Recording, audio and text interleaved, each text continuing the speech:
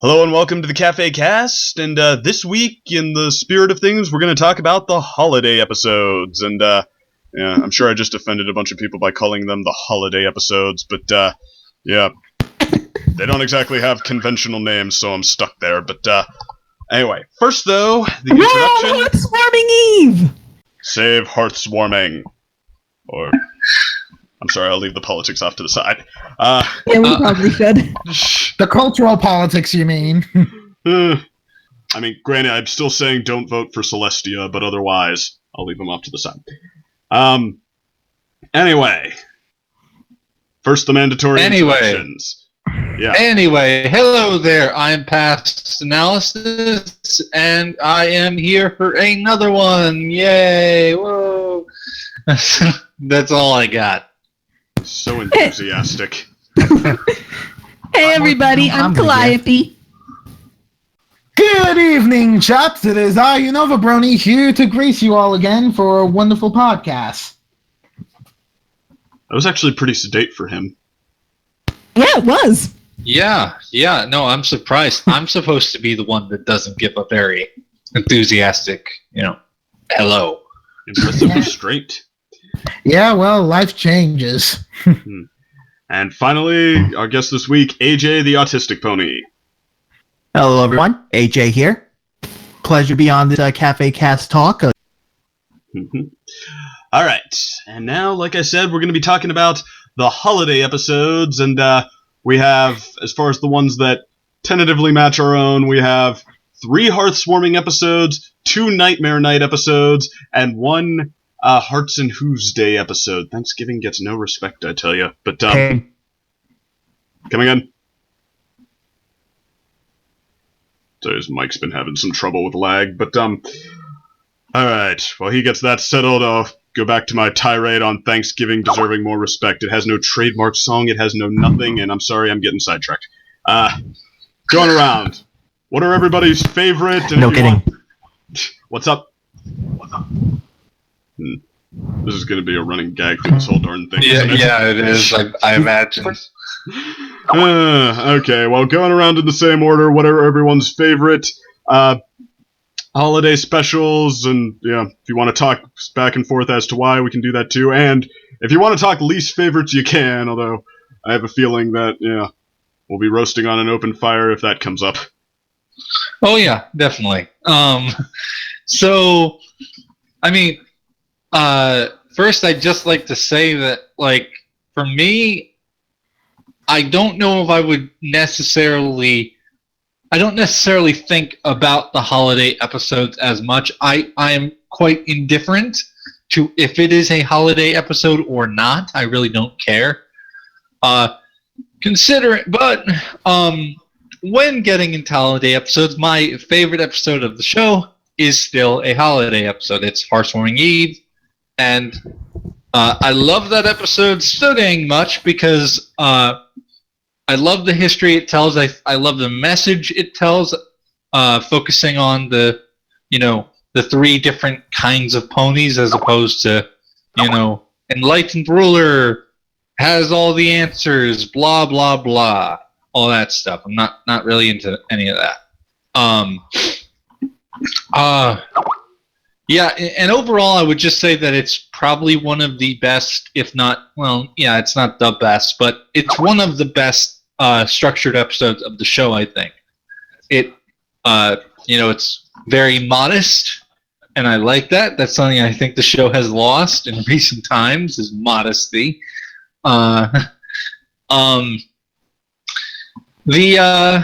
Generally, I would say that most of the holiday episodes are pretty good. I mean, I like the other Hearthwarming Eve episode. I think that's a good one. I think that the first Halloween episode is pretty good. The Hearts and Hooves episode is meh, if you ask me. Really, the 2 most recent holiday episodes are the only ones that I think are veering in towards bad territory. What was it?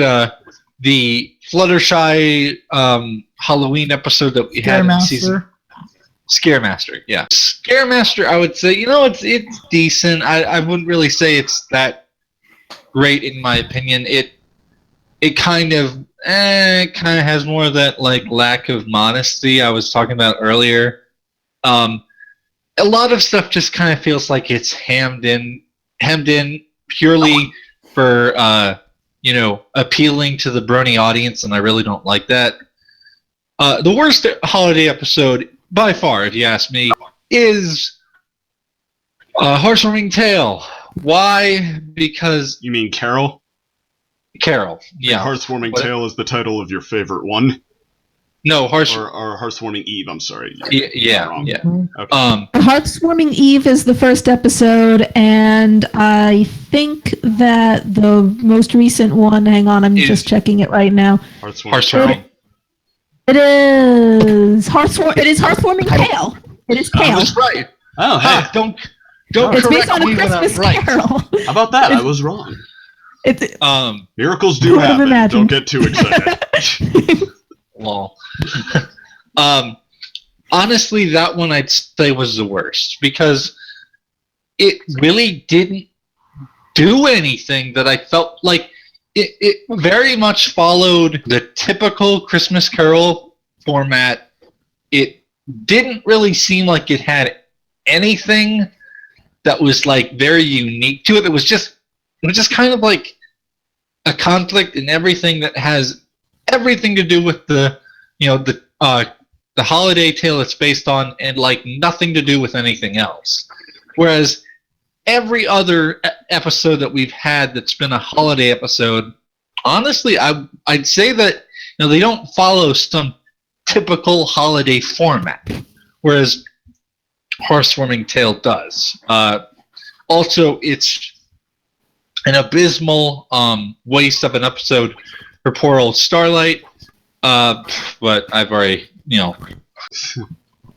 killed that horse long ago. yeah, I'm sure nobody's sick of hearing us complain about Starlight Glimmer. Yeah. No, so so honestly, I'd say that Heartwarming Eve, top favorite. I believe that was the first holiday episode we ever got, and the last one is the one I hate. I think Luna Eclipsed came before Heartwarming Oh yes, Eve. Yes. Luna Eclipse did come before that, and that was actually a really solid episode if you ask me. Nice character building episode. Really wouldn't it's a holiday episode, but I don't really that's the thing. I look at it as not that really much of a holiday episode because it's not just following a typical holiday format like Heartwarming Tale is. So, but that's really all I have to say. I don't really have much to say on this topic. So, Yeah. Well, actually, I might take you up on the Heartwarming Eve episode because it definitely goes for the holiday, Christmas, what have you, spirit. Well, I don't know what other. Is there a Hanukkah spirit? Do the Jewish people get very excited about Hanukkah? I'm told that's actually one of their lesser holidays by their own I have account. no idea. Well, I'm not sure. no idea. I'll tell you what, last bright idea. We're done with this. Close friends. you're still coming through kind of shaky. Yeah. But anyway, in Yeah. the meantime, what I was going What were to you say, talking about? it Heartwarming Eve. You it mentioned definitely something. goes for that holiday spirit and all. But I think by at least the Or overall consensus, and granted, the overall consensus is just the fans, which is a relatively small portion of people who love animation. I mean, I feel like it's hard to get a true consensus on how good something is with My Little Pony, but regardless, it's not usually held in like the highest regard of all the episodes. I don't think it's quite a fan favorite in a way a lot of the episodes are, even in the way that you could argue one or two of the other holiday episodes are. And that is kind of interesting to me because on one hand, I didn't consider it like the greatest myself. I didn't have any, but I don't remember having any particular problem with it. More just that it was hard to get invested in this new world and new characters. And I mean, I'm not someone who's usually content with answers like that, but it was new characters, ergo I can't get invested in it because I am a believer that anything can be done well, but no matter how hard I think about it, I mean, it's been a while since my initial viewing, and I've heard of some of the complaints that the episode has received. Some of them that I can just remember on the top of my head is some people feel like the episode, like it's a history episode, so ideally it would answer questions, but for a lot of people it seems like it just raises a whole bunch of new questions. Another complaint is that people think that the feuding between the main six was just there purely for the story's sake, and that it wasn't revolving around the character, like the main characters. It was revolving around characters that we really had just met. Now, granted, none of those problems bother me because, one, it's history. I love history, especially history with a, in my opinion, very good message. And I mean, I really wasn't going into the episode looking for answers so much as I was just looking to see, what are some things about the history, and it does do that. Like, I guess my standards in that regard are very low. But yeah. Well, I mean, like, I didn't really have any, like I said, particular problem with it. I didn't come out saying, it just bugs me so much that they didn't answer this question or that question. Like, no matter how hard I try, all I ever come up with is that I just wasn't as invested in it as some of my favorites. So, I mean, I don't know. Anyone else want to take me up on that? What you think it does or doesn't do to deserve that? For Heartwarming Eve? Yeah. No, but like one thing that I've heard people say, like, this is a good thing to fix the episode, quote unquote, is like if it was just them reading a story and they saw themselves in it, and I'm like, that worked out so well in Heartwarming Tale. Yeah, I mean, okay, I don't really think that. I actually kind of, like, on some minor level prefer the way it is there because, I like that they're showing the sort of, pony culture and how, it's very similar to Christmas. Like, I don't think that that's problematic at all. So I don't think that the fighting is problematic. I think that, a group of friends is going to fight. So, honestly, I think those problems are very minor, to say the least. I guess one point I'll definitely give it is that the fighting, it doesn't try to play that up for more than it's worth for the 2 minutes we see it. They're bickering about whose turn it was to shut the window. Like, that happens. Yeah, that happens.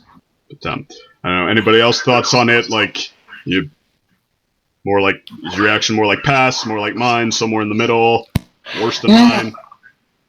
I really loved it. I was going to wait till my turn to talk about it, but I really love Heartwarming Eve. I mean, as for me, I consider it to be good. It's a good episode. I mean, just the whole idea about, like, the whole tradition and such, it's very well paced. It's very, very well paced.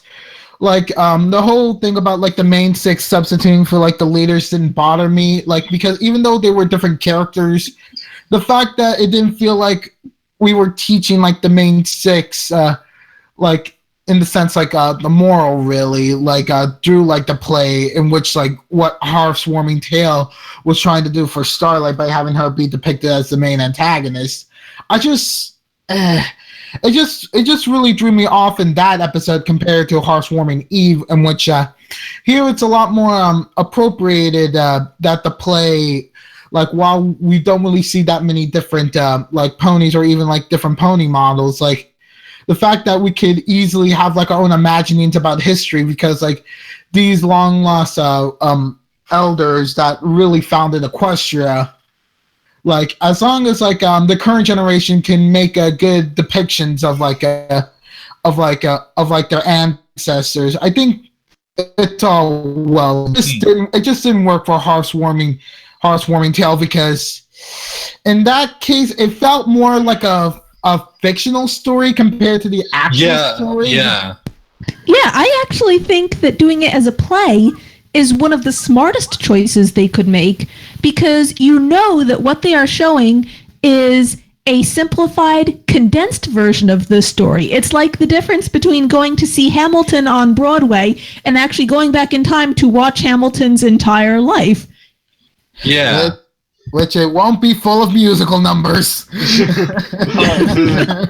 go. No, but using a play to show it means they can simplify and condense the story in a way that is easily entertaining without needing to get bogged down by every little historical detail. And while I would absolutely love a thoroughly detailed history of Equestria a la the style of J.R.R. Tolkien's Histories of Middle-earth, that is not going to fly in My Little Pony. Do you want children to read 3 long books about My Little Pony history in which basically like the pony founders after getting Equestria would expand their resources in order to find the borderlines for Equestria essentially, and then they have to go through such matters such as Dragon Empire and in order to like not be able to be diplomatic about it because they realize and develop like a bias against dragons, and then for the Griffin Kingdom, it's just like, oh man, their society is so rich, but we'll show them, we'll be much more superior, even if they win for now. Yeah, then we'd have to call it Harry Potter.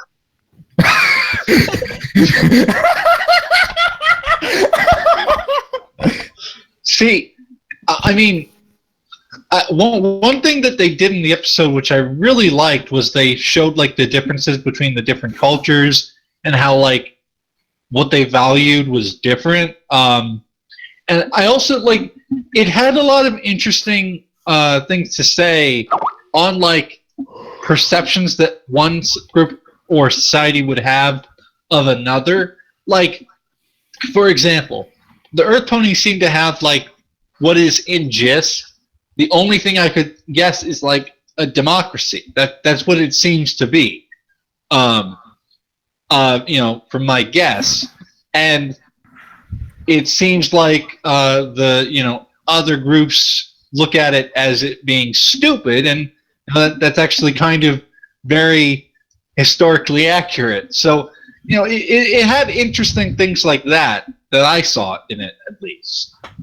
I thought that having Pinky as the Chancellor for the Earth Ponies Chancellor Puddinghead. Yeah, Chancellor Puddinghead was a marvelous idea because, oh man, do we have politicians in the real world that are extremely like that.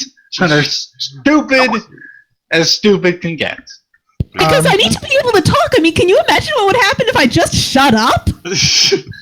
Actually, what was kind of a clever touch, I thought, like, all 3 leaders were the characters who, whatever their other flaws or good qualities would be, are the ones who are, who are more aggressive and less patient and understanding. Yeah.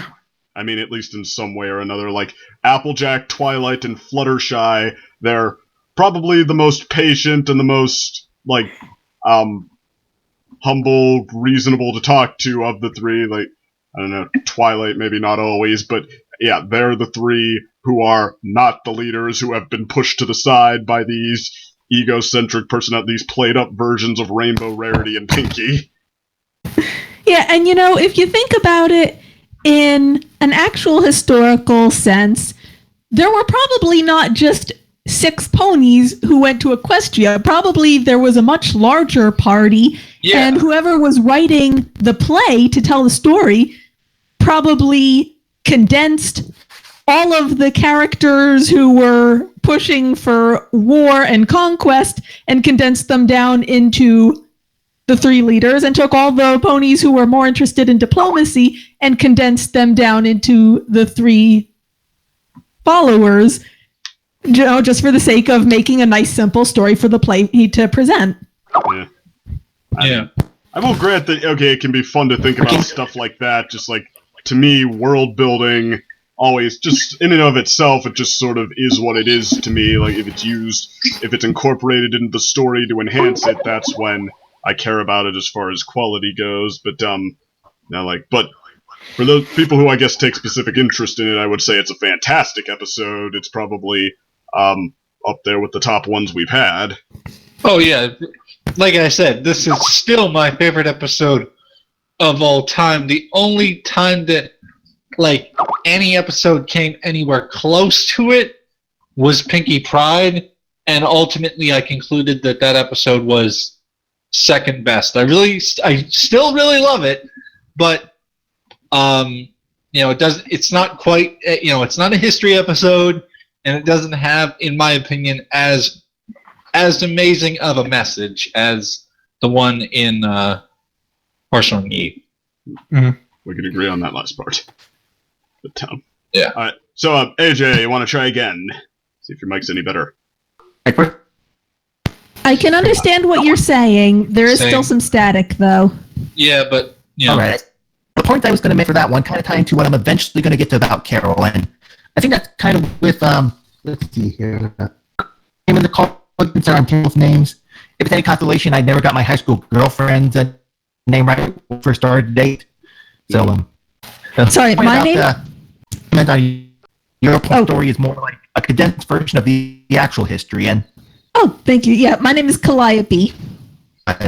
yeah, I kind of like your point. And the part about the Christmas Carol one, but it was kind of what I like about it. That's more about, if you think about it, mythology or mythos in the show, like the condensed version, because kind of a few facts here and there that don't make sense. Like they were the only 6 ponies to have actually journeyed to Equestria, like in that.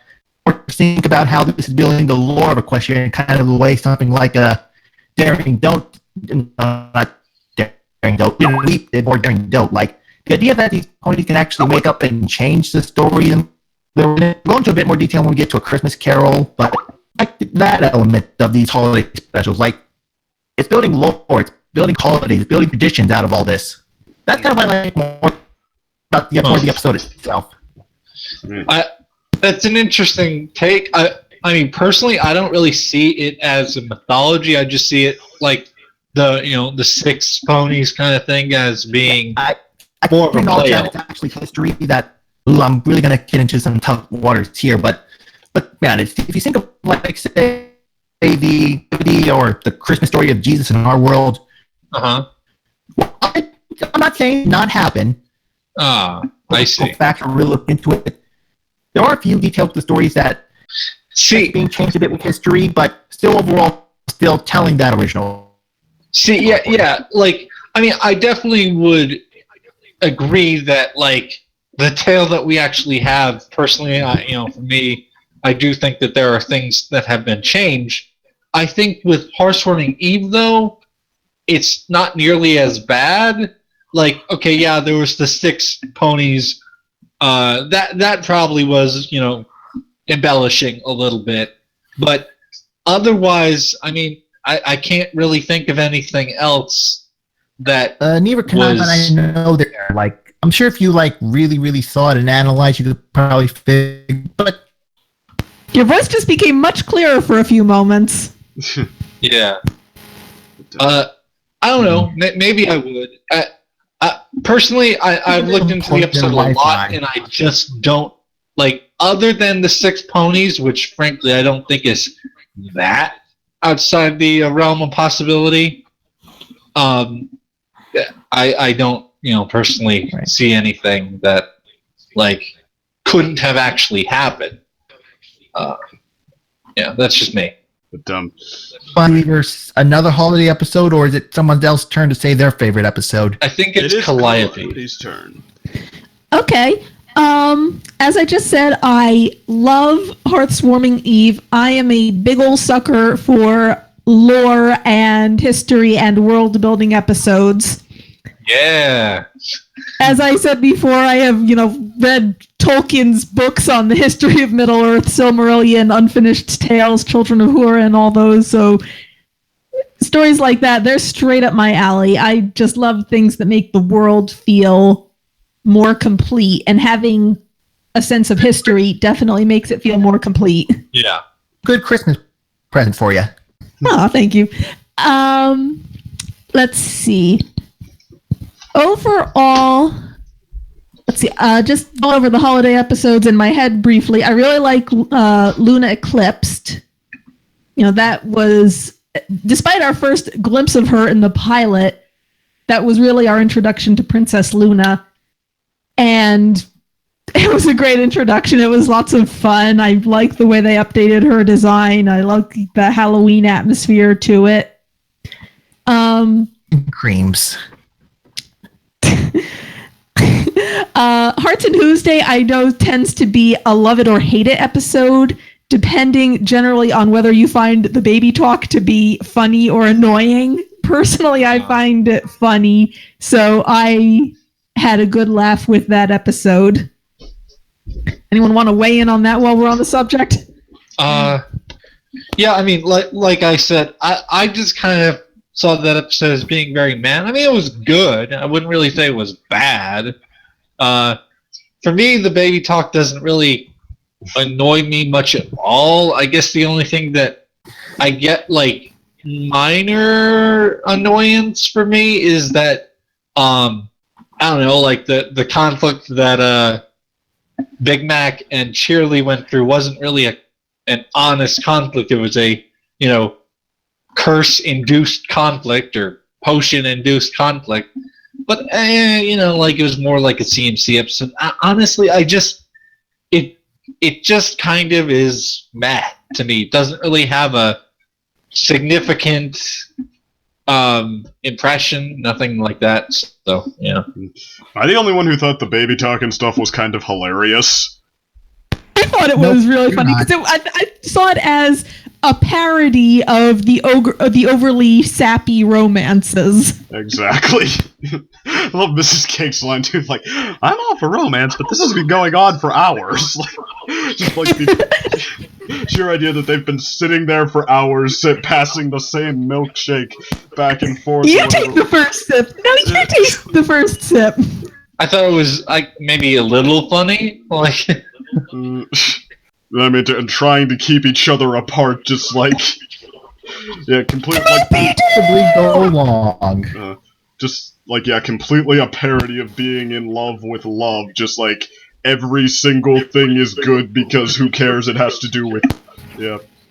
And let's face it, we all knew somebody who got overly sucked into a relationship like that at one point or another. Yeah. Whistle, whistles. Whistle, whistles. Your voice is suddenly much clearer, no static. One thing I find very interesting about that episode, now that I think about it, the CMC only really think that there's something wrong when they start doing that talk. Like, if they were cursed into it and they were acting, you know, not as crazy, the CMC wouldn't be as, you know, taken back by it. They'd be like, oh, okay, well, we did the right thing.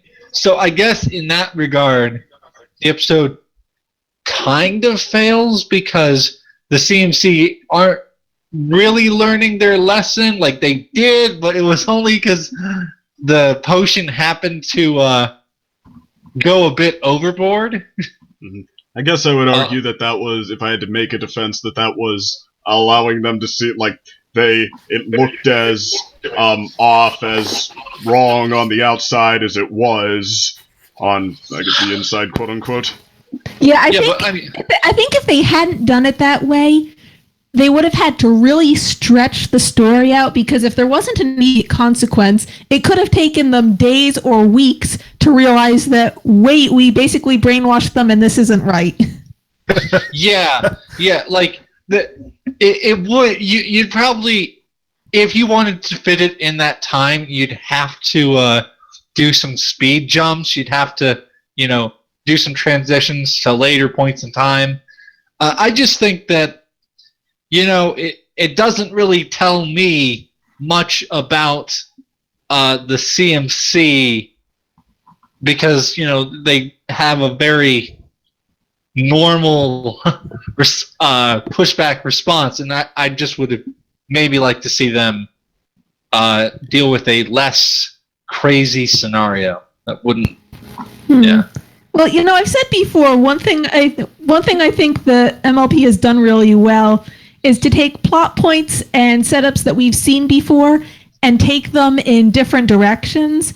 And there have been so many movies and TV episodes and things where kids decide that, their single parent or whoever needs someone, and so they set up the grown-ups in their life and make a perfect romantic match. You think of things like The Parent Trap and that other movie, Billboard Dad, and stuff like that. And in those stories, it always works out great, and the grown-ups end up so happy that the children meddled in their love lives. And this episode basically takes that same setup and says, no, this is a bad idea. Don't do it. There are some Cupid's arrow episodes, I guess, of shows where somebody's under a love spell and then things just go back to normal afterwards. But I do appreciate that this one dug a little deeper for the a forced romance is no romance at all sort of message. I don't know if I would say that it dug that deep. I'd say that it did, it stretched it. Okay, maybe. I don't think that they genuinely, in an interesting sort of way, learned it.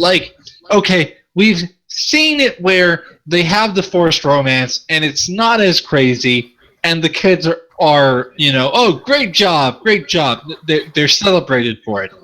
Then you have instances like this, and this is, something that has happened where, in other cartoons you have forced romance, and they realize because it's so overdone that, this isn't really that great.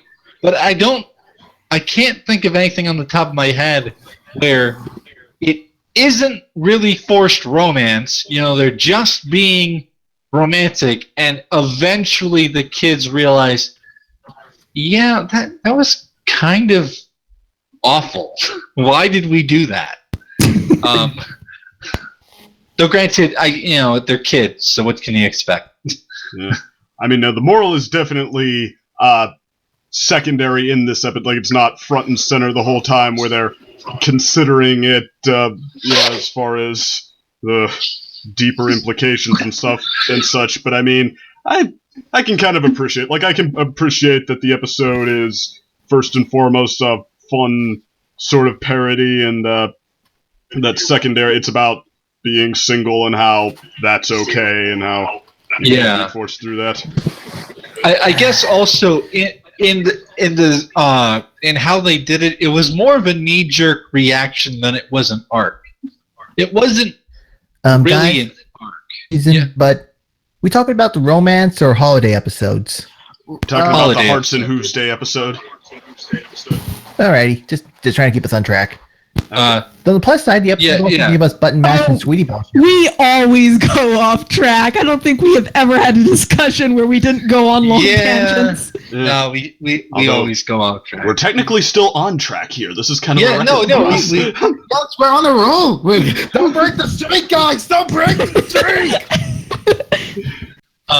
No, but like I was saying, it wasn't really an arc. It was more of a knee-jerk reaction. So I guess that is ultimately my big critique with this episode.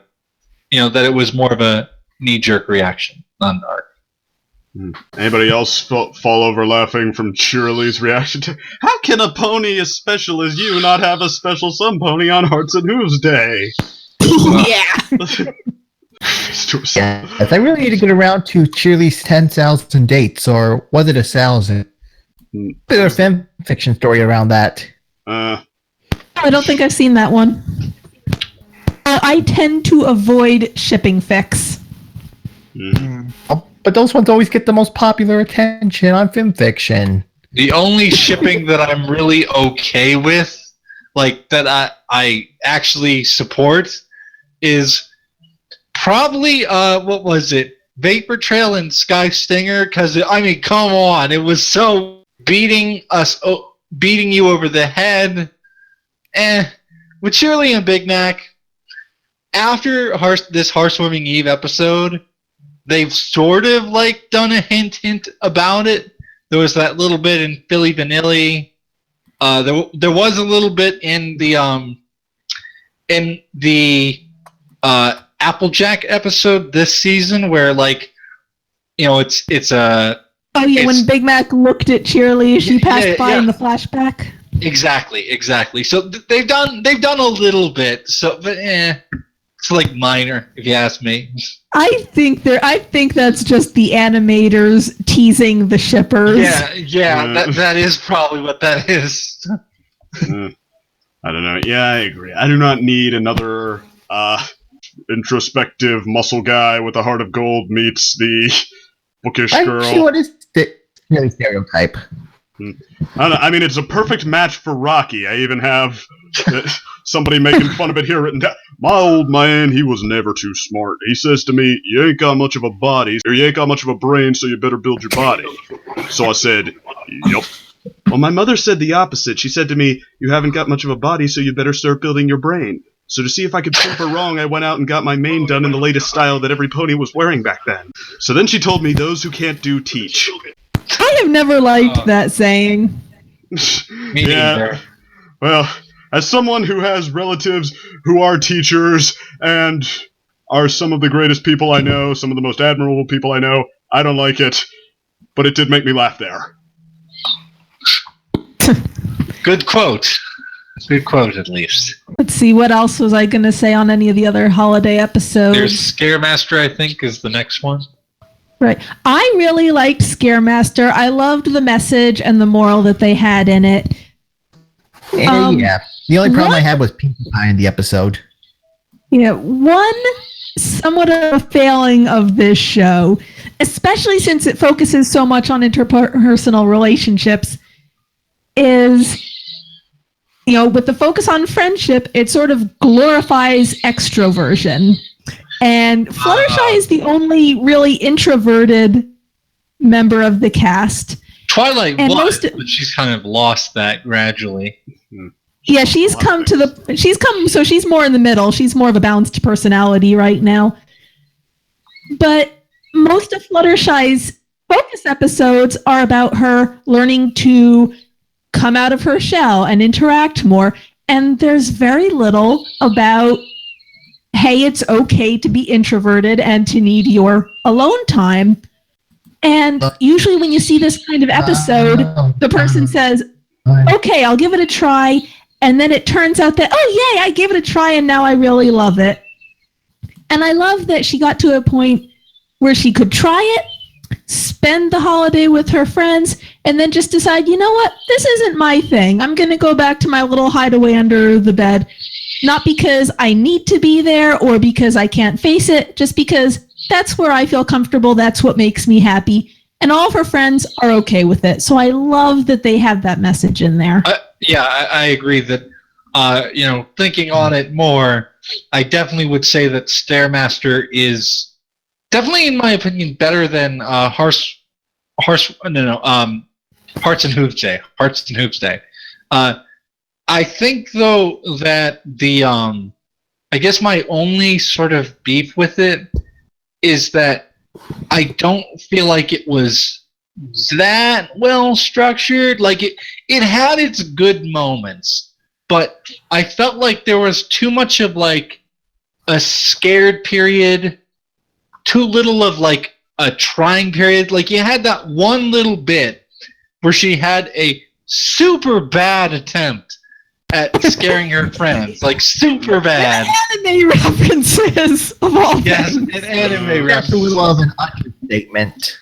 Am I the only one who thought that scenario had more potential than the one she actually went with, though?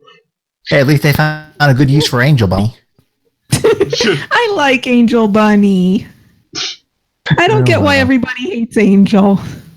Oh, it may have something to do with him having abused Fluttershy in the Iron Will episode, but I digress. He was over the top there, but yeah. So, like, I guess that's my major beef with that episode, is just that it doesn't really have that great of a structuring. Too much of a scared period, and then it kind of goes from a really bad scare attempt to a really good scare attempt, and we don't really have much Fluttershy in there because of what story they're trying to tell.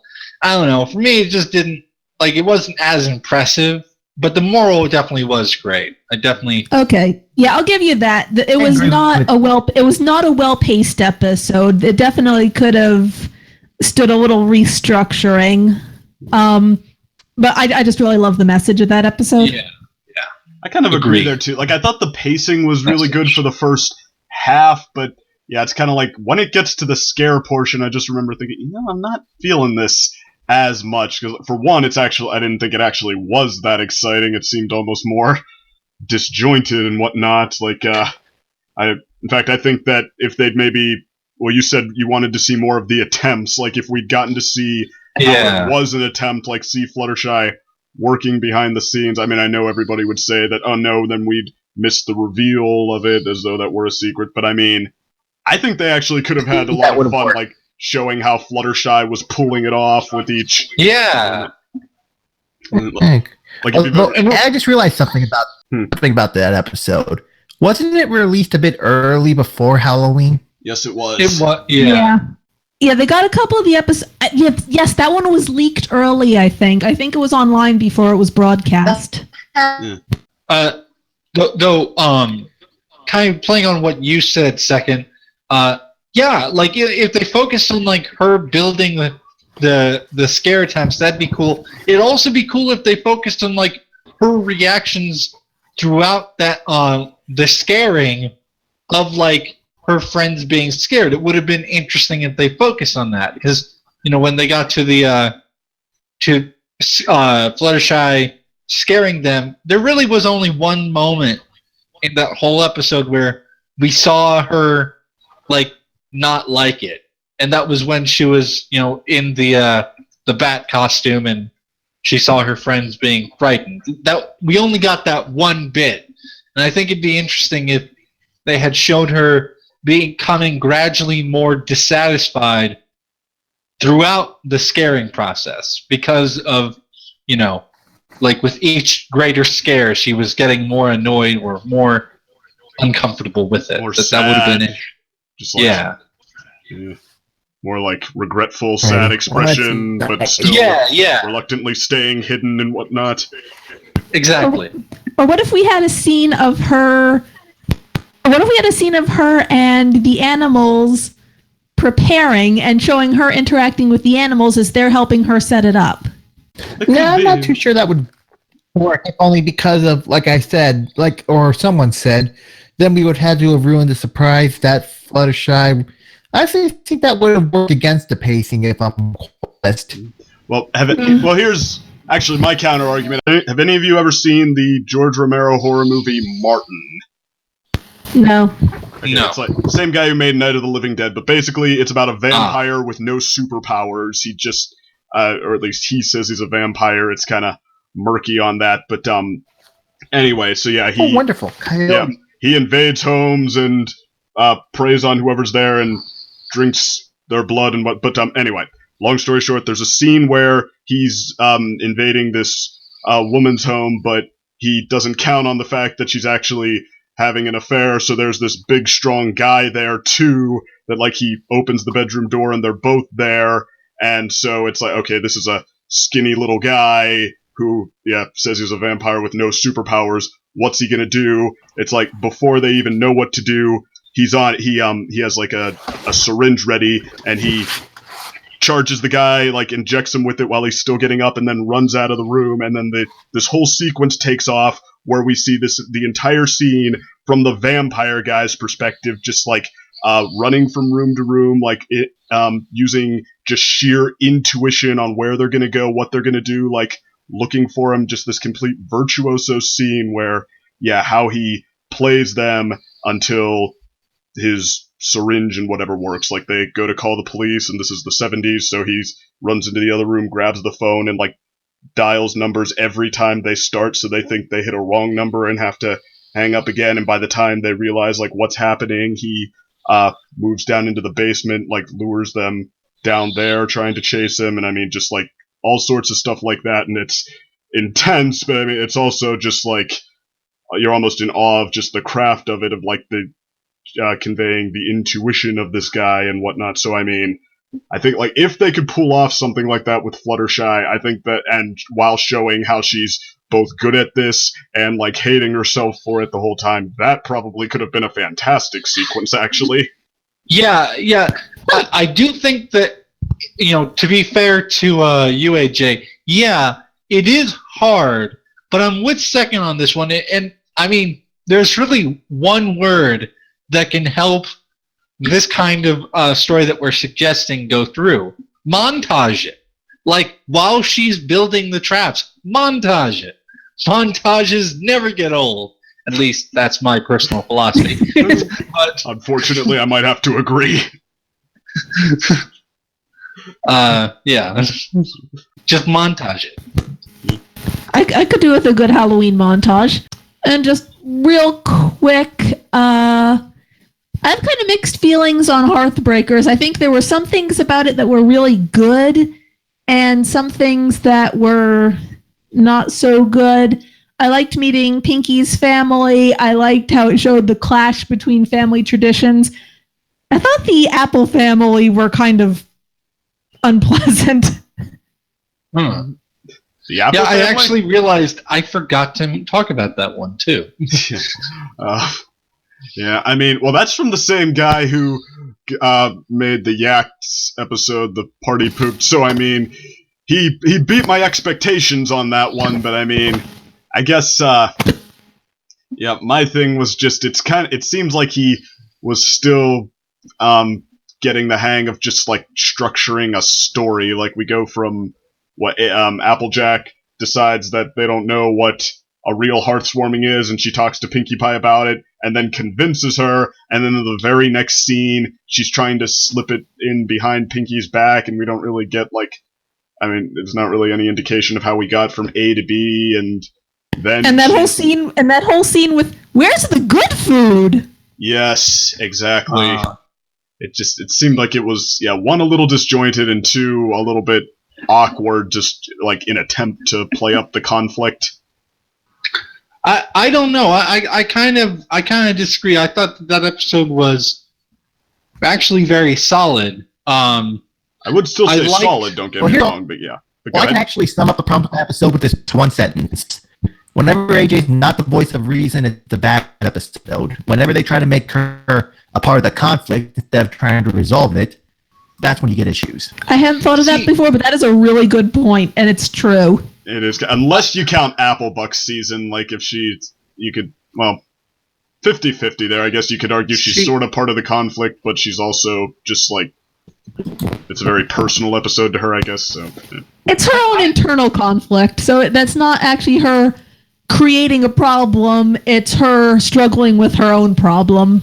I actually disagree with that statement. I think that that's a statement that is definitely hold true by a lot of people, but I think that that's actually a big problem with AJ as a character, is that people view her as being such a perfect character that conflicts like these are kind of out of the question. Yeah, it was a silly conflict, but granted, coming from AJ, who's very, like, tradition heavy, and especially Apple family tradition heavy, I don't know. Like, I could totally see her being this much of a sorry sore when it came to the holidays. I could totally see it. Yeah. You know what I think might have actually worked to improve the dinner scene? Now, I think that if you're going to spend the holidays at someone's house and you're going to be sharing a meal with them, you should bring a dish to contribute to the meal. So what if the Apple family brought some of their favorite dishes, and the Pie family didn't like the Apple family's food any more than the Apple family liked the Pie family's food? That would have been amazing. I would have loved it if they did that. I would have liked that better, yeah. And we come to everyone's plates, and they conveniently only have what they brought, on their plate. as it was, I think it was honestly fine. I would have loved to see that. I still think it was fine the way they did it, because they were sort of doing this story that was focused on like the Apple family's discontentness with the Pie family's like traditions. If they did that, it would have been really great. It just would have been a lot harder to pull off, because you have to then split the episode in timing with focusing on the Apple family the Apple family's discontents, and then the Pie family's discontents. And the Pie family is more removed from the typical audience like expectations. The Apple family, they kind of more or less have the basic, by the book Christmas traditions. So I think, like, as an audience member, I think it's easier for audience members to follow the Apple family and less easy for them to follow the Pie family. But that's kind of a minor. I mean, I guess like you're with Applejack and giving her flaws. I mean, like I do think that could be done well if they had a vision for it. I guess I would just argue that it's usually not. It comes across more like they're trying to crowbar flaws in because they are really reluctant to break from the notion that, okay, they need to focus on somebody's flaws to make a good conflict that, it seemed like they were worried about maybe loosening up there and not applying the same approach to Applejack in some way or another. So, okay, my only question then to you second, and also to you, AJ, and Calliope, because you seem to agree with this sentiment, what flaws could they have could they actually show of AJ in the future that you guys would think would be like kosher? This would be something AJ would have a conflict in. Because Applebuck season seems to be the only, like, I guess in the brony mainstream, that's like, oh yeah, that's a kosher conflict. That makes sense for AJ. But what would be another conflict? What would be another flaw that AJ could experience? I guess that, like, my first... well, you can go first, AJ. Actually, the first two episodes I think that come to mind are the most recent Applejack. What was that? Main attraction? No, it was the that one. The Lost Pegasus? No, the one where she was a villain. Where the apple lies. Where the apple. Yeah, where the apple lies. Yeah. And actually, the Lost Pegasus episode was good, but I was thinking more the main attraction. I was thinking more the line of showing how she kind of, at least as Philly, progressed into someone who started off as the lie, but with tension, only for it to spiral out of control and learn for her to become someone that didn't lie. And in the main attraction, we do kind of get some conflict with Faith, well, as she struggles to find a way to AJ is friend that she's being used in the most too offensive, while also perhaps getting a little angry at her confrontation with Rara. That you could say that kind of would be a conflict for her, as well as also demonstrating how she works better as the pony that's more of a voice of reason. Okay, yeah, I didn't know, if you liked those episodes of AJ or not. So okay, that's an interesting take. What about you and Calliope second? Like, what have there been any other conflicts that AJ's gone through that you've liked, or if not, what would be some hypothetical flaws that you would have or go through? Yeah, well, actually, I was going to say main attraction, and I think AJ actually also reminded me there of not only the rarity conflicts, but like fall weather friends, where she was in conflict with Rainbow Dash, and it starts out like Applejack is actually sort of the more mature one. She's not trying to cheat when she is losing the edge, and she tells herself to be a good sport, but it eventually gets to the point where she can't take it anymore. Like, she feels like her patience is not being rewarded, and then she kind of sinks to Rainbow's level there. And I mean, I think that's tremendous.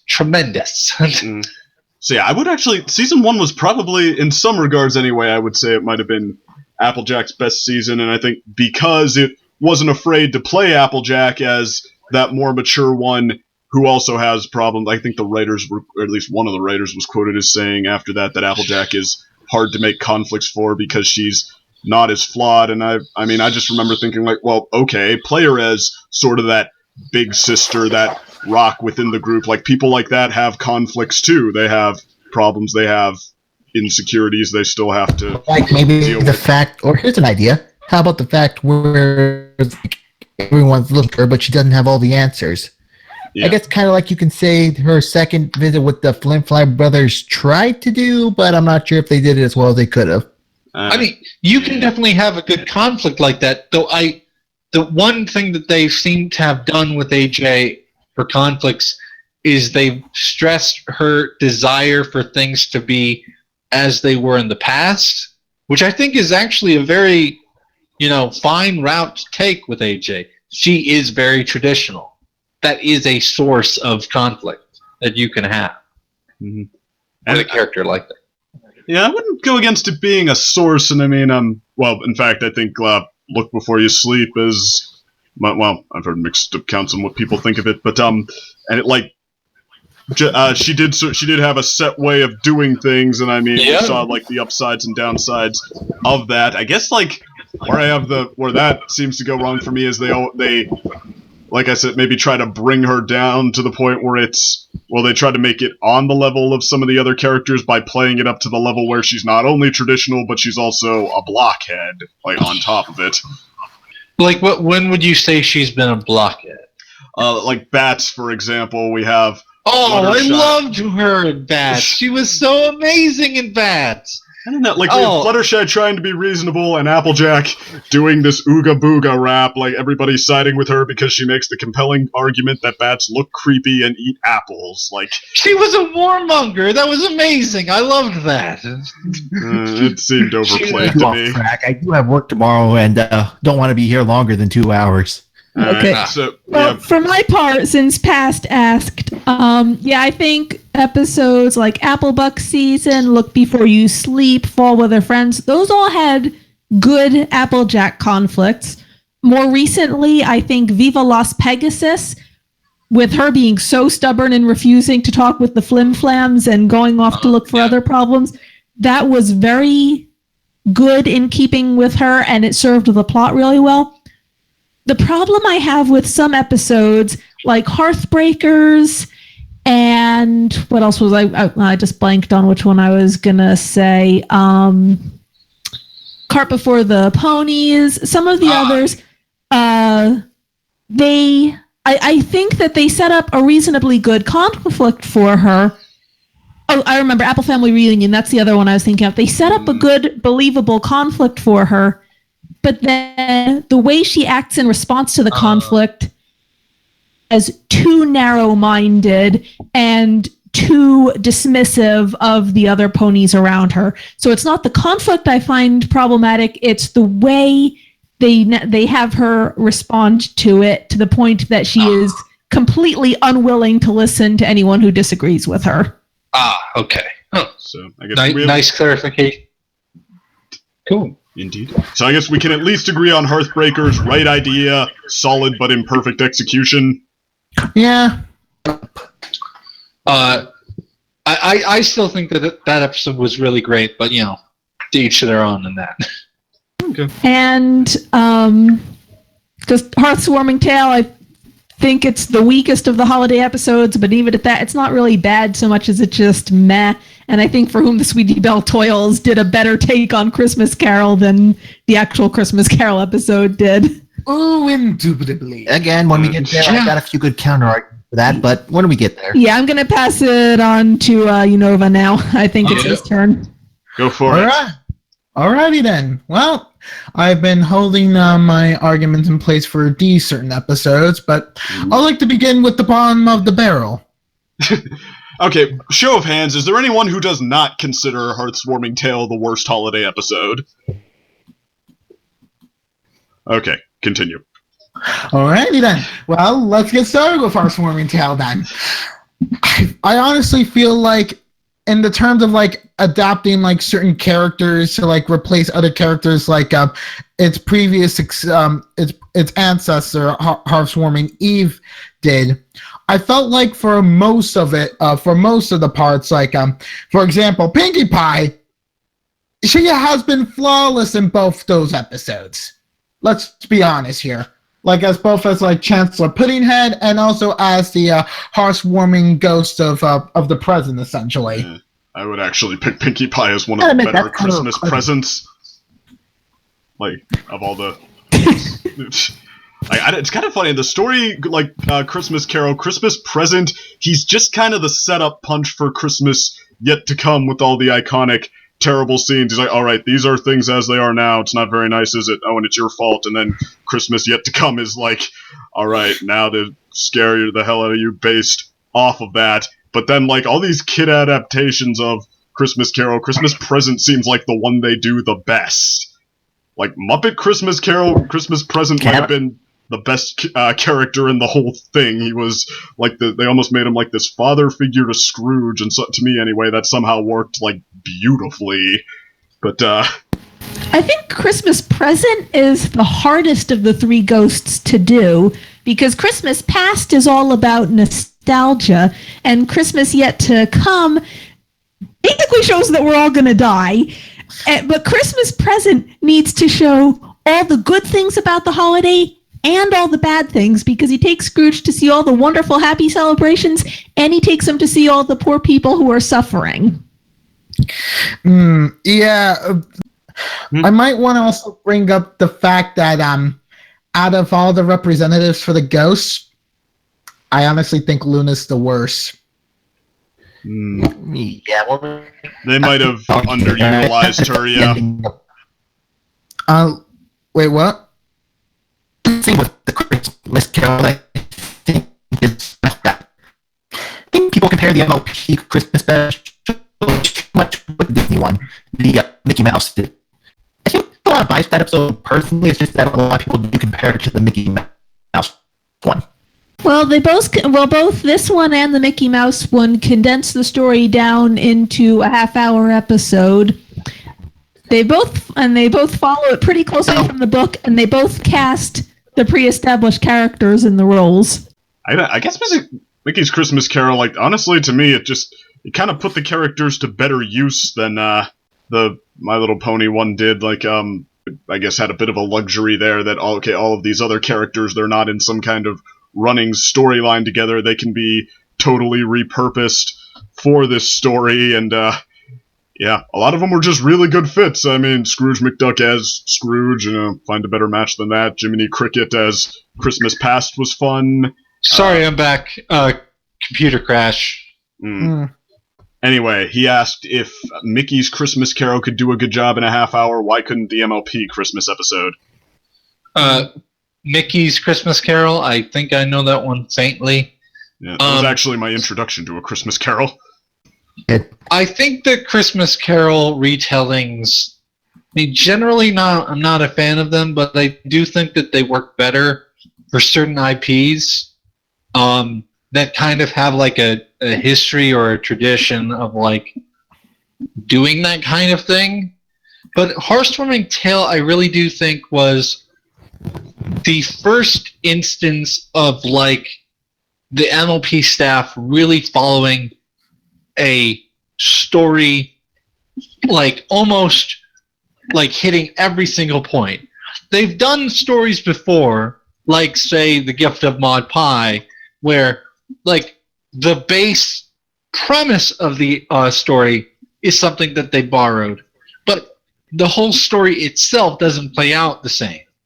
And Hearthwarming Tale is the first instance where they have a story that, they're nailing all those points. Each one, have a ghost of Christmas past, of present, of future.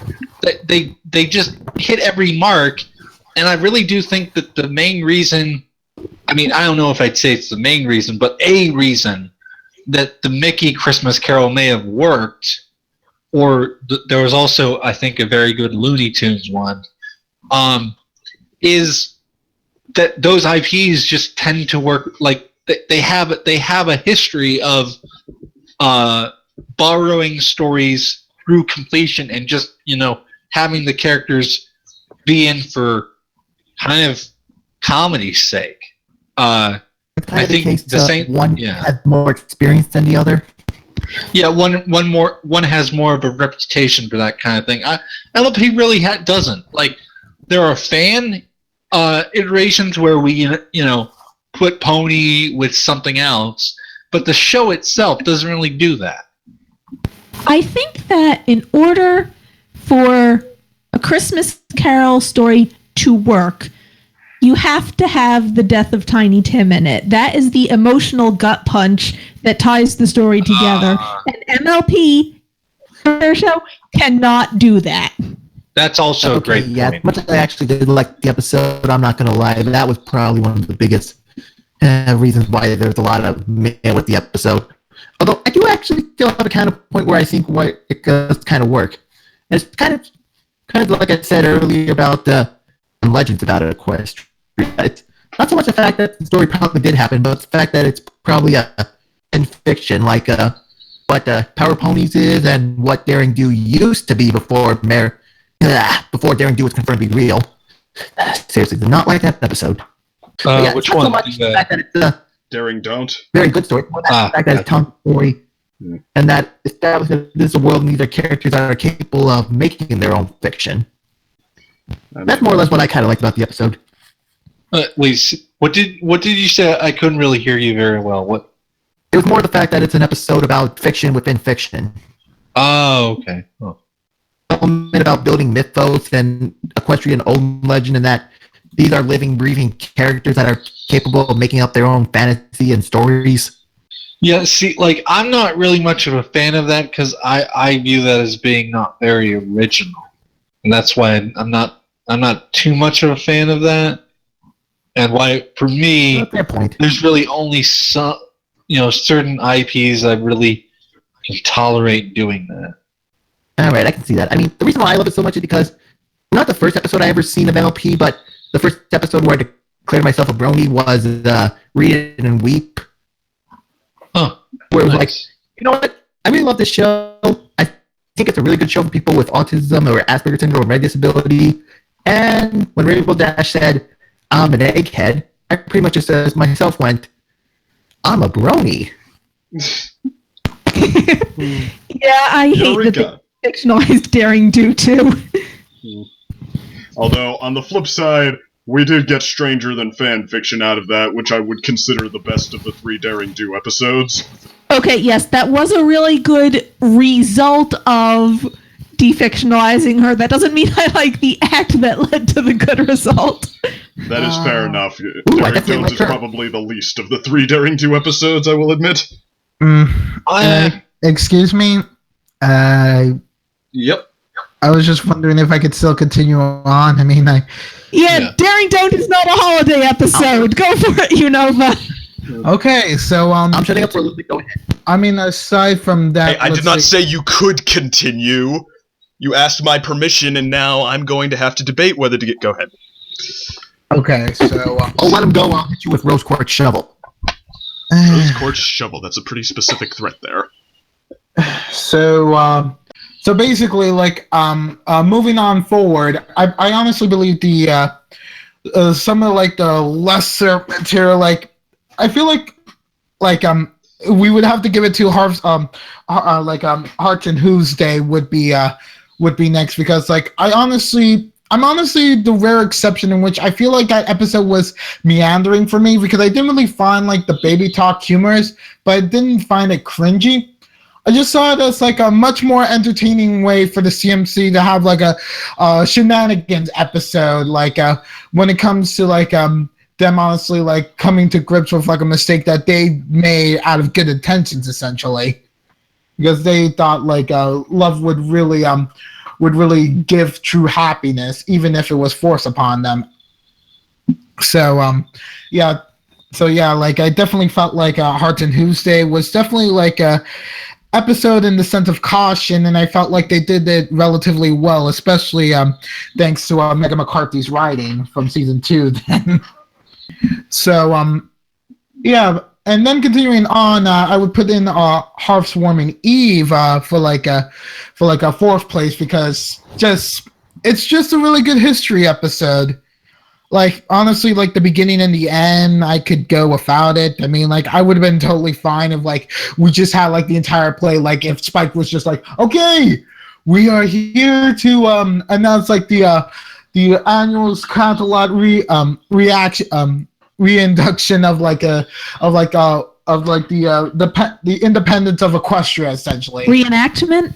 Yeah, reenactment. I don't know why I was stumbling upon that word.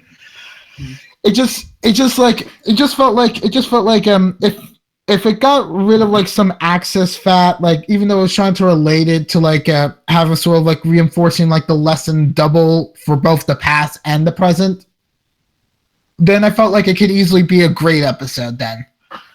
Okay, continuing on, we have Scaremaster, which I honestly felt like was a great episode for Fluttershy, even though like the way that it was formatted might not be okay for everyone. Like for me, it just felt like Fluttershy's awkward personality, like coming into grips in between like her assertive self and like that season 1 to season 5 like shy self of her, like we're just going through like this long tunnel in which like upon which when she finally is able to defiantly say that she honestly likes to do like her tradition, not for the sake of fear anymore, like because like she's finally ventured out into like the real world during Nightmare Night. It feels like quite like a standoff remark against like any other episodes in which, as Calliope would say, would be more pro extrovert than they would be pro introvert. Because that's kind of like how cartoons or like educational shows view extroverts compared to like introverts. They feel like extroverts should be like the gold model for which that's how kids are supposed to act, right? There shouldn't be any introverted kids. That only means there's something wrong with Speaking them. of someone who's like halfway between introvert and extrovert, that is not true whatsoever. I know. I'm just making like a mocking statement about like how it's kind of like portrayed, really, even though they don't really say it. Yes, because in fiction, if you are shy and want to spend time by yourself, you have to overcome your obstacles to come out of your shell and be more outgoing. And Absolutely. Also have a successful life, essentially. Well, because, yeah. Here's the thing, actually, that I don't actually believe, honestly, in true extroversion or true introversion, and it's kind of a psychological thing. Like, we as humans and even ponies, we're meant to be social creatures. Even those people who are very introverted, or as much I hate to say, these people who are like on the autism spectrum that more prefer alone time to interact with people. So it's not like, but at the same time, there's still those of me like me who do like our alone time. We do like some peace and quiet. We don't like big crowds all the time, but social creatures, we still need some interaction. Well, I don't think anybody is purely an introvert or purely an extrovert. Everyone falls somewhere between the two extremes, and some people fall very much in the middle, and other people tend to one side or the other. But you're right that even the most introverted person in the world needs some social interaction, and even the most extroverted person in the world needs some alone time. And yeah, that's, I think, introversion and extroversion, I don't think they're terms for like how much human contact people need, because I mean, everybody does need some, but I mean, at the same time, there are people who just plain and simply are better at talking to other people, and those who find it more difficult, or who have a personality that lends itself well to that. I mean, which is what I love about MLP so much, and particularly with people on the spectrum. It's a show that at least tries to get a good balance. Sometimes I still think they push more on the extroverted side, but in all honesty, they do a lot better than most shows would. I mean, and even like the fandom, for example, spending time with you guys, people, and friends, but I'm looking forward just as much to go home and sleep in my nice, quiet, warm house. Yeah. See, I think that, it's nice when a show has a balance of it. Personally, I don't know if I care that much I kind of just look at it as, that's one of the many messages that this show is constantly saying. Every show, every piece of media, fictional media, on some level has this argument, has this perspective that it's putting out there. And there are flaws to every one of those perspectives. The flaw of MOP's perspective is that, yeah, they focus a lot on the extroversion. They focus a lot on friendship. And one thing that they seem to always move away from, which people have mentioned this, is they don't accept the idea that maybe two people just can't be friends. That doesn't seem to be a conclusion the show is willing to accept. And honestly, I don't. That's just the show. That's what they're like. Starlight glimmers potential. Yeah. I mean, I get you could. Well, I don't know if the subject of whether two people just don't go together has ever directly come up. I will say, as far as the introversion, Maud Pie.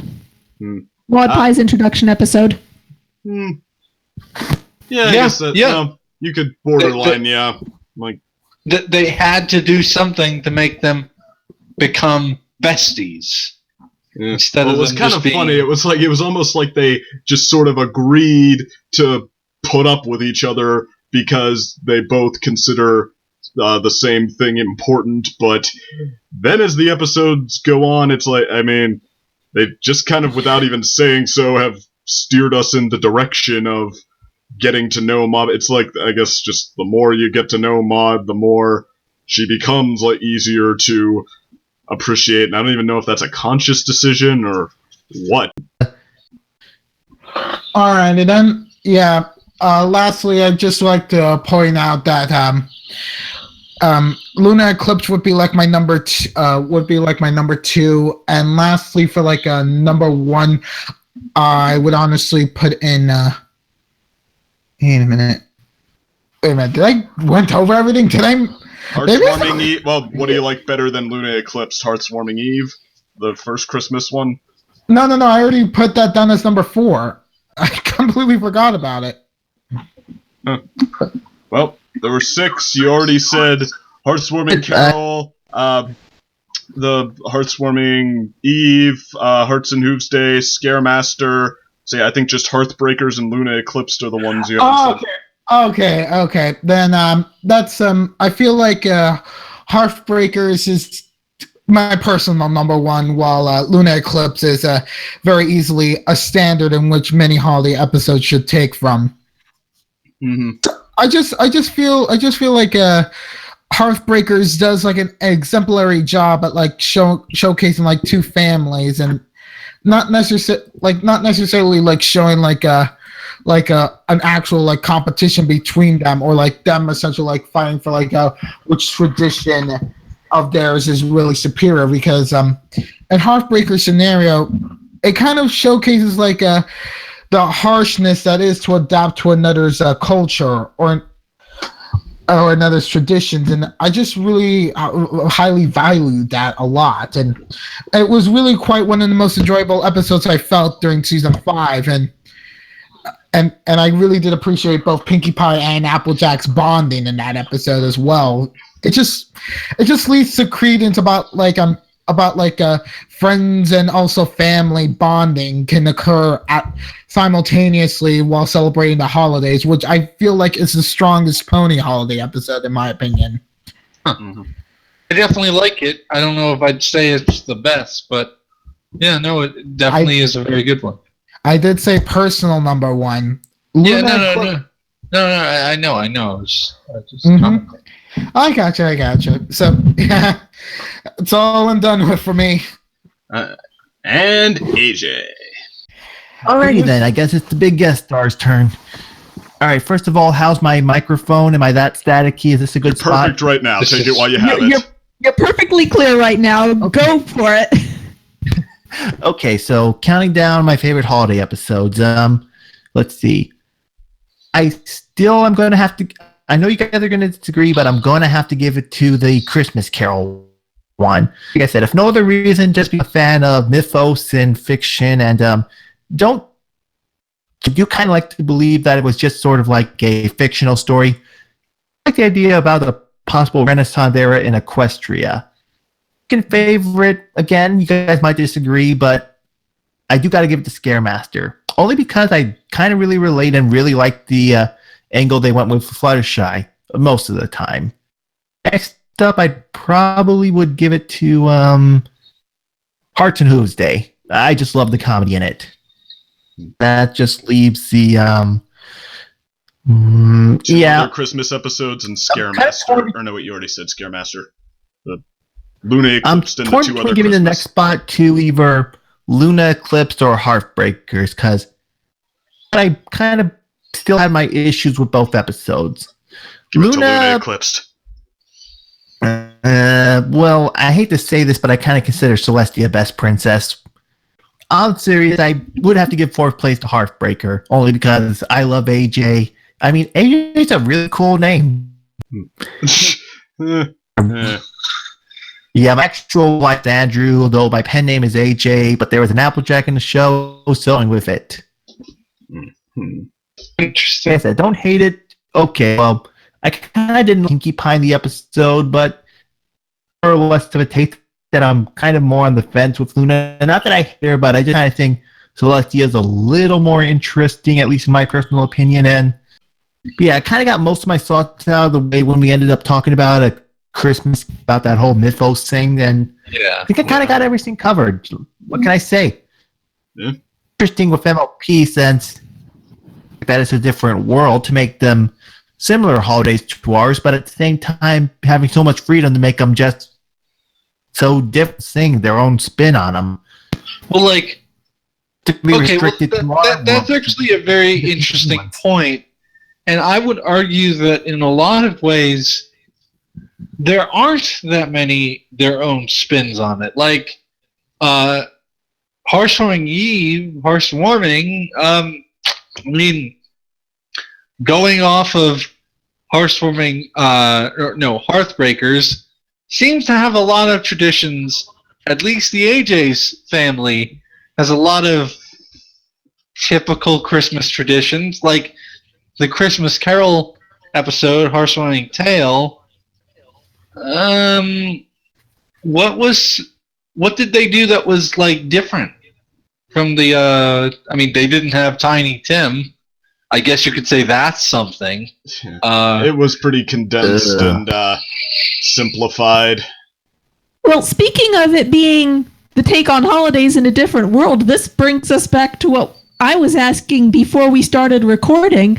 Does Winter Wrap-Up count as a holiday episode? Because it doesn't correspond with any of our holidays, but it seems to be a holiday within Equestria. Yeah. Hey, if we talk about, if you want to get technical, then I'm pretty sure every episode that has a Ponyville celebration / party would count as the holiday episode. Some No, way, because not all parties and celebrations are holidays. Although you could argue that the Summer Sun celebration is also a holiday. This Yeah, is true. yeah. I would actually maybe argue the Summer Sun celebration more so than Winter Wrap-Up. I mean, like, before the cast, like I said that I didn't consider it a holiday episode, at least because it seems more like akin to Hurricane Fluttershy, just like some mandated cleanup you have to do to, make the like every citizen does his duty and whatnot. But I mean, no, there were like festivals in the olden days that were just sort of supposed to celebrate the changing of the seasons. So I mean, you could argue that at least on some level. Celebration actually sounds a lot like the 4th of July when you think about it. I mean, yeah, there were also like autumn celebrations, I think, just about where you celebrated that you just finished harvesting and the harvesting was work you had to do. So I guess Which is why it makes no sense that we haven't seen the Apple family with their version of Thanksgiving yet. Yeah. Well, at least now we got something for season 7. It'd be interesting. I mean, granted, Thanksgiving is not as worldwide as a lot of other holidays, but Well, yes and no. Thanksgiving. Thanksgiving in Britain. Thanksgiving as the holiday where you have a turkey dinner and watch football on the fourth Thursday of November, that's American. But lots of cultures have some sort of harvest festival holiday.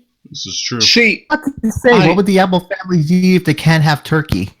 I honestly am more in turkey. favor of them just having their own equestrian holidays. Like, I really don't have a desire to see them do Thanksgiving or any other, like, a Leif Erikson Day. Ah, great. We have only Leif Erikson Day. I don't care. I don't really think that's... Okay, well, even if it's not specifically Thanksgiving with, say, a parade and them playing hoofball, what would you think of just some sort of generic harvest celebration?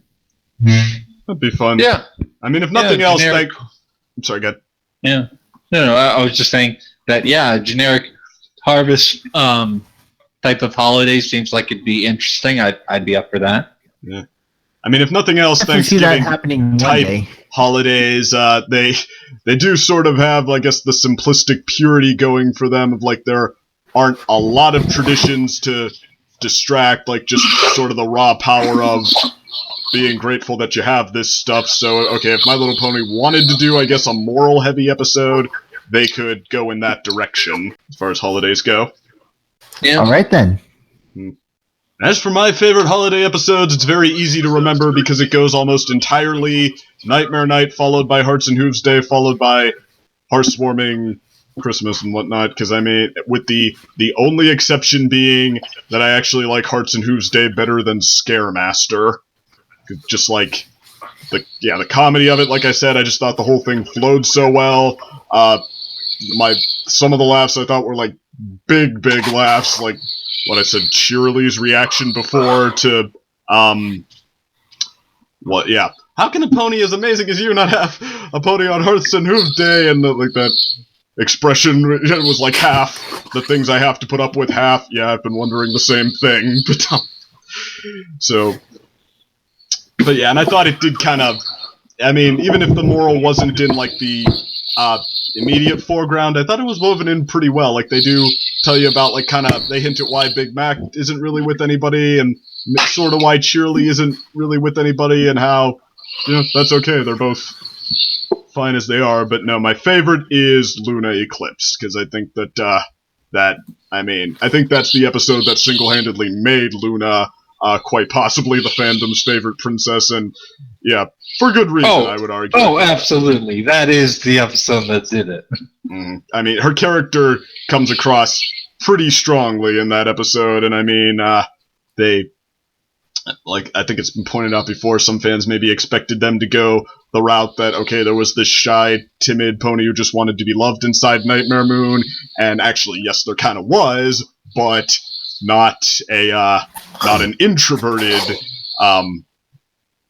shy. I guess timid is the wrong word. No, it has like a very outgoing personality that not even totally aware how she comes across. She's actually pretty affectionate in her own way, like with the scene where she's trying to take lessons from Fluttershy, vocal lessons from Fluttershy. Like, shall we mimic the sound of thy voice? Yeah. I thought even funnier, like the part where she's thanking Fluttershy. Oh, thank thee, dear Fluttershy, with our new friend. Fluttershy, meanwhile, is like that's officially all she can take. Her expression is like, I'm dead. It's too much love from Nightmare Moon for me. I was not programmed to deal with this. But yeah, actually, though, what Pass pointed out before is that it's a character episode first and a holiday episode second, and that actually might be what kind of makes my favorite holiday episodes, that they make use of the holidays to tell a story in which the mood is influenced by them, but what's first and foremost is how the character in question, how they're affected by it, and what we see bring out in them. Like, how Luna's actually pretty self-conscious, but she does know how to have fun, and once she sees that, okay, that's the side of Nightmare Night that everybody takes to heart, that, okay, she can roll with that, and sometimes, yeah, it's good not to take yourself too seriously, so, yeah, that one works for me pretty much all the way through. Do love that one. Oh, yeah. No, I'd agree. Yeah, I guess. Same I here. pretty much established that I agree with everyone on Scaremaster. I guess just the Hearthswarming episodes, like I don't know, never really like got behind them from start to finish the same way. I think Hearthswarming Eve was the one that came the closest. I mean, there were moments in there where it really did feel like the holidays for me, but like the big Wendigo scene, of course, and the beginning where they're all just sort of going through this town and like just kind of enjoying the holiday together. That was sort of just a nice moment with the characters, but I don't know. I mean, there's a part of me that wants to go back and see if, like, okay, maybe now that we don't get this kind of appeal as much anymore, if maybe it's gone up for me. But I mean, I've seen it a couple of times. It only ever came across as a solid story for me. Just like, so stick with that for now. Hearthbreakers, similar result, different means to the end, I guess. Just I thought it was kind of a disjointed story, and there were moments again where it really felt like the holidays, and you got some fun character bits. I thought they had to force it a couple of times. And Hearthswarming Carol, I'm more in the camp that said, it wasn't bad, it was passable, but I also agree that it seemed like the reason they wanted to do a Christmas Carol was just an easy mold that they could fit. They didn't really have very easy inspiration for it. Because I'm not even so much in the camp that said no more Christmas Carol because it can't be done. Like what the Muppets did it, their same formula. They put their Muppets in the story, and that was perfectly good. So yeah, but I think you have to have the inspiration, and clearly that's not why they chose to do a Christmas Carol here. Although I think I'm going to say that the fandom is probably going to, or at least a significant portion is going to hate everyone but AJ on that, because Hearthswarming Carol didn't, like I said last time, didn't it win or come in like third on Equestria Daily's top 10 episodes of season 6 poll? I have no idea. Saying it's in the top 10 of season 6 isn't that high a bar. Oh, no. I will side with you there, yeah. But also, it certainly wasn't the worst. I'll give it that. Wasn't the worst season 6 episode. Yeah. I mean, I didn't even... That is saying something, I think. Yeah. It's not as bad. Yeah. I mean, I guess, like, if I had to guess why it got as popular as it did, I would say for the novelty value. I mean, well, Pinkie Pie is a genuinely good Christmas present, but yeah, seeing Luna as the scary ghost of Christmas yet to come, the scary future, Twilight doing her Pinkie Pie voice, and Derpy as the star on top of the tree. I mean, yeah, all of the above seems like... Okay, I loved that shot of her on top of the tree. That was adorable. Yeah. Like I said, even that had a couple of moments where, mainly in the beginning, the very, very beginning, but yeah, where it did feel like the holidays for me. But that and Pinkie Pie's Christmas present song, I will say, were its moments where it's shown a little bit, but otherwise, I guess, passable but unspectacular. So, did you say castable? Well, no, I didn't, because you hate it, so that wouldn't work. Yeah, no, that wouldn't work. But then again, maybe I should, because it does have a Ghost of Christmas Past in it, so it's hard to avoid there. Yeah, that sounds... Yeah. But, okay, but I mean, I don't know, like, I guess that, well, what I said before, though, it seems like part of what each one of these episodes in their own way, they do kind of bring their respective holiday spirits to the table there, and I guess that seems to me like where they really stand out. I mean, Luna scaring everyone half to death and then taking offense that they're scared, or Fluttershy, I guess that fits all too well, or the Christmas episodes, playing up that holiday spirit, I think is where, like, the moments a lot of people cite. I mean, I don't know, anybody want to take me up on that? What makes these things work for them? I got nothing. Me neither. It's not that I'm complaining, but getting late for me. Almost 2 hours. All right. So therefore, I get to just declare myself right on that one. These episodes are special because they connect with that deep, ingrained holiday spirit we all feel on each of these special nights. Look at me, I'm deep. Anyway. You know, I gotta say, in relation to that, as a counter, you know, it would really help then if they actually did it on the actual holidays around that time. They started doing that, but they kind of got off their rockers. Yeah, like when they premiered the Christmas episode before the Halloween episode. Yep. Of course, ever since season 1, when they premiered what was winter wrap up just before Fall Weather Friends. Yeah. I was like, okay, either we're going out of order or the years are really going by here. I'm sorry, DHX. I don't have the Christmas spirit near Halloween. I don't know what's wrong with me. I don't. Nonsense. We'll give them Christmas in July with a heartwarming tale, but it's only May. We'll give them...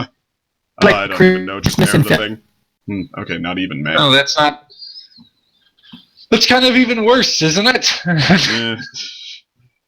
It's April showers, not April snowfalls.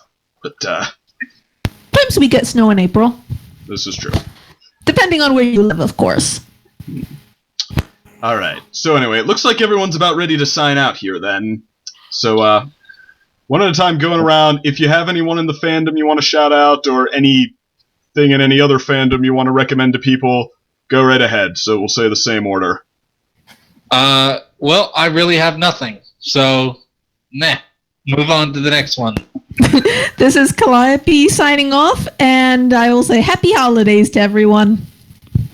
This is Unova Brony saying, good holidays for you all. Enjoy the winter break, because we need it.